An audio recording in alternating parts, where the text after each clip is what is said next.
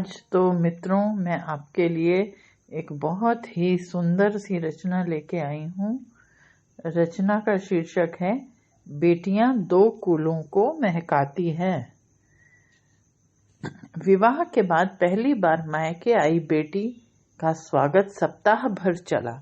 सप्ताह भर बेटी को जो पसंद है वो सब किया गया।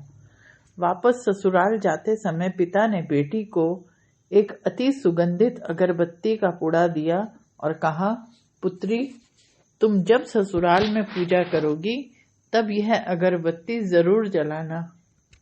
माँ ने मंद स्वर में कहा, बिटिया प्रथम बार मायके से ससुराल जा रही है तो भला कोई अगरबत्ती जैसी चीज देता है। पिता ने झट से जेब में हाथ डाला और जेब में जितने भी रुपए थे वो सब बेटी को दे दिए। ससुराल में पहुंचते ही सासू माँ ने बहू का बैग टटोला और पूछा कि तुम्हारे माँ बाप ने विदाई में क्या दिया। कुछ विशेष न मिलने पर उनकी नजर अगरबत्ती के पुड़े पर पड़ी। क्रोधवश सासू माँ का मुंह बना और बहू से बोला कि कल सुबह तो यह अगरबत्ती लगा लेना।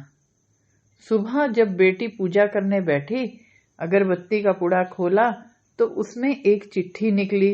लिखा था, बेटी, यह अगरबत्ती स्वतः जलती है मगर संपूर्ण घर को सुगंधित कर देती है।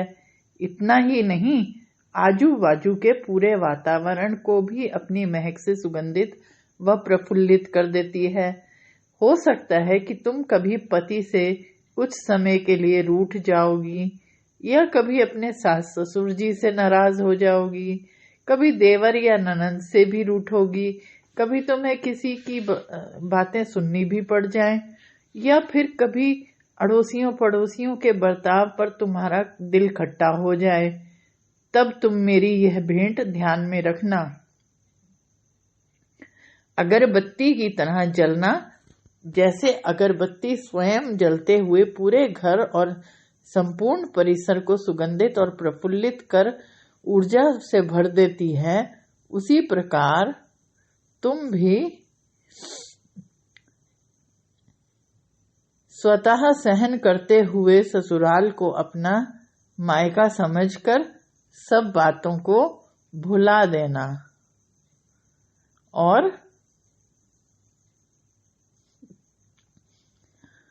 कर्म से सुगंधित और प्रफुल्लित करते रहना। बेटी चिट्ठी पढ़कर फफक फफक कर रोने लगी। सासू माँ दौड़कर आई। पति और ससुर जी भी पूजा घर में आ पहुंचे जहां बहू रो रही थी। अरे, हाथ को चटका लग गया क्या? पति ने पूछा। क्या हुआ यह तो बताओ, ससुर जी बोले। सासू माँ आजू बाजू के सामान में कुछ है क्या, यह देखने लगी तो उन्हें पिता द्वारा सुंदर अक्षरों में लिखी हुई चिट्ठी नजर आई। चिट्ठी पढ़ते ही उन्होंने बहू को गले से लगा लिया और चिट्ठी ससुर जी के हाथों में दे दी। चश्मा न पहने होने के कारण चिट्ठी बेटे को देकर पढ़ने के लिए कहा। सारी बात समझते ही संपूर्ण घर स्तब्ध हो गया। सासू माँ ने उच्च स्वर में कहा, अरे, यह चिट्ठी फ्रेम करानी है। यह मेरी बहू को मिली हुई सबसे अनमोल भेंट है। पूजा घर के बाजू में ही इसकी फ्रेम होनी चाहिए और फिर सदैव वह फ्रेम अपने शब्दों में से संपूर्ण घर और अगल बगल के वातावरण को अपने अर्थ से महकाती रही और अंततः अगरबत्ती का पुड़ा खत्म होने के बावजूद भी आप पूरे घर में और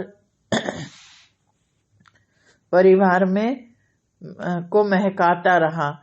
आप भी ऐसे संस्कार अपनी बेटी को दीजिए, क्योंकि बेटियां दो कुलों को महकाती हैं। इसके साथ ही आपसे अनुरोध है कि आप पेड़ लगाएं, पेड़ बचाएं और पानी भी बचाएं। रेडियो हिंदुस्तान पर हमारी पोस्टें सराहते रहें, लाइक और कमेंट भी करें। जिससे कि YouTube हमें आगे बढ़ने का मौका दे।